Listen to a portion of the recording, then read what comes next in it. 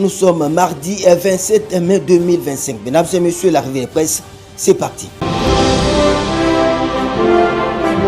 RDC, Joseph Kabila est arrivé à Goma à titre le site d'information générale pifo.net.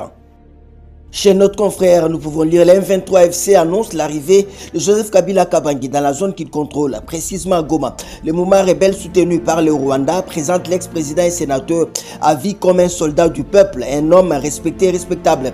L'ancien président de la RDC, M. Joseph Kabila, est arrivé dans la ville de Goma.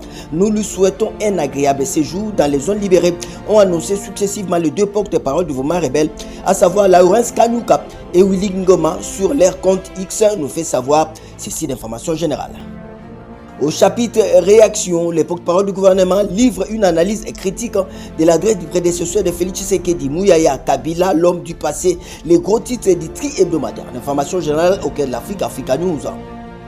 Pour notre confrère, la réaction du camp gouvernemental ne s'est pas fait attendre. Joseph Kabila est un homme du passé, a tweeté Patrick Mouyaya, résumant selon certains analystes le sentiment partagé par une majorité des Congolais. Les porte-parole du gouvernement a enchaîné. Nous réglons aujourd'hui des problèmes qu'il n'a pas su résoudre en 18 ans de pouvoir. Dans une analyse critique de l'intervention de l'ancien chef de l'État, Mouyaya dresse un bilan sans concession du régime Kabila. Corruption systémique, armée affaiblie par les détournements, bradage des ressources, duplicité diplomatique, compromission diverses et gestion chaotique de la crise à l'est de la RDC. Toujours au chapitre réaction, chiffre contre chiffre, Kachal contredit Kabila à la une du tabloïd Ouragan. En quoi notre confrère, en tant que gestionnaire du secteur, Miguel Kachel Katem balaye les propos de l'ancien président sur l'entrepreneuriat congolais, tout en vantant les progrès réalisés grâce à la gouvernance Félix Tshisekedi. Le directeur de l'ARCP affirme sans détour que la sous-traitance était jadis l'apanage de l'ancien président Kabila lui-même et de sa famille politico-biologique qui en avait fait leur chasse gardée.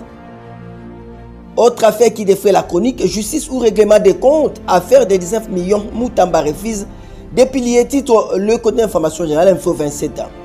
L'affaire aurait pu être un simple dossier judiciaire. Elle devient en l'espace de quelques jours un affrontement de haute intensité entre deux piliers de l'appareil d'État. Le ministre d'État, ministre de la Justice et garde des Sceaux, Constant Moutamba, n'est pas du genre à esquiver les coups, loin de plier sous le poids des accusations de détournement de 19 millions de dollars, fonds destinés à la construction de la prison centrale de Kisangani. Le jeune ministre riposte avec la vigueur d'un homme en croisade. Autre sujet, Matata et Kazadi, la comparution qui trompe l'opinion, titre le quotidien d'action et de développement la prospérité. En quoi notre consoeur, depuis la condamnation de l'ancien Premier ministre Augustin Matata Ponyo à 10 ans de travaux forcés par la Cour constitutionnelle le 20 mai, les réactions fusent. Certains dénoncent une justice à deux vitesses, comparant son sort à celui de l'ancien ministre des Finances, Nicolas Kazadi, qui l'estime protégé par les pouvoirs. Mais cette comparaison tient-elle la route? Les deux dossiers sont-ils comparables? Nicolas Kazadi peut-il être tenu pour responsable dans les affaires dites forage et lampadaires? S'interroge notre consoeur. Opposer Matata Ponyo et Nicolas Kazadi, c'est confondre les rôles, ignorer les responsabilités réelles et mal lire les droits. Dans un état de droit, ce sont les faits et non les émotions ou les postures politiques qui doivent primer. Et les faits ici sont clairs, conclut la prospérité.